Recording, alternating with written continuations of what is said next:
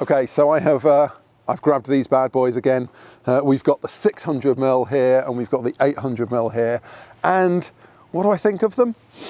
Well, in all honesty, I'm impressed. I guess like most people, had certain preconceived ideas about what an f11 lens was going to do for me. And I have been phenomenally surprised by how good they are.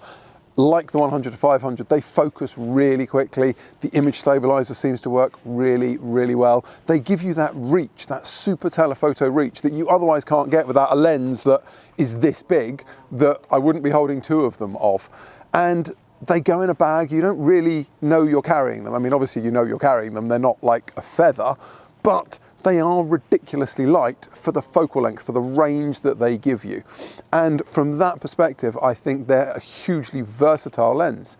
Now, it's odd to call them versatile given that they are fixed focal length lenses. We normally reserve the word versatile for for zoom lenses. But despite being prime lenses, simply because they're so portable, so compact, and so easy to use, I think it gives them a versatility that maybe the big white super telephoto lenses kind of lack, because you can't take them everywhere with you. But certainly this 600mm could easily find a space in a bag with absolutely no hassle at all, and you're not going to feel like it's weighing you down.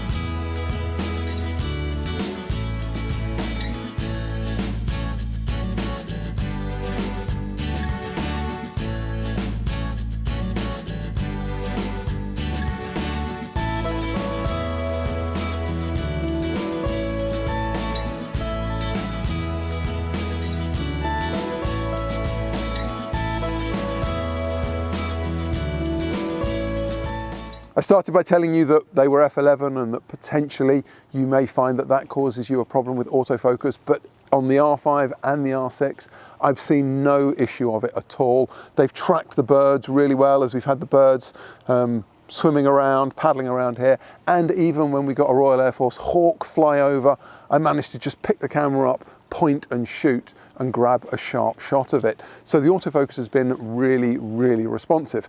The one thing I will say that I was aware of before, I didn't think it was going to be an issue. It hasn't turned out to be an issue, but it's certainly something that you need to know, is that because they are f11 lenses, compared to being able to select an AF point across almost the entire frame with, for example, the 100-500, when you go to the 600 or 800mm, you get a box in the middle of the frame, and that box in the middle of the frame is the area from which you can select your focus points. So it does, I don't want to say limit, but it does kind of limit where you can put your subject to track autofocus.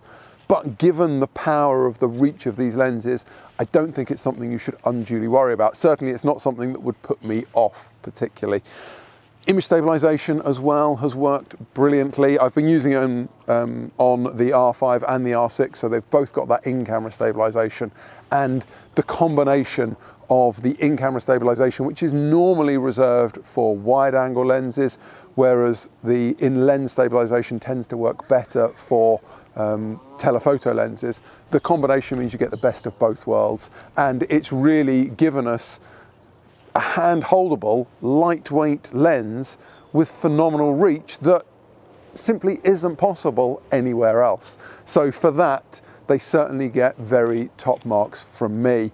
The aesthetics, some people will love them, some people will hate them. I think they're a little bit Marmite. The fact that they compact down and then you have to twist and expand, some people will not be able to get their head around that. I would say, don't worry about it. It's a tool to do a job, and they do that job really very well. So whether you love or hate the aesthetics should be very much secondary as to whether they are a good lens for you.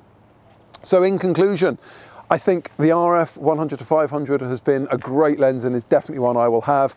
Of the pair of these, the 600 and the 800, I think for me and the things I shoot, I'd be more tempted to go for the 600mm than the 800mm. I'm not necessarily sure why that is. I think maybe the 800mm for me is just a little bit too much. I don't find I need that focal length quite as often. But if you find you want to photograph small birds, for example, then the 800mm is going to be a really stellar choice. It's going to give you the reach to capture them. And combined with the AF system on R5 or R6, the eye tracking is going to make sure that even at f11, you're not just getting a bird in focus, but you are getting the focus bang on the eye. So all in all, I've been hugely impressed. I definitely recommend when you get the opportunity to try them out, if you can, that you should. And if you've been considering them, maybe don't consider any longer, get your order in.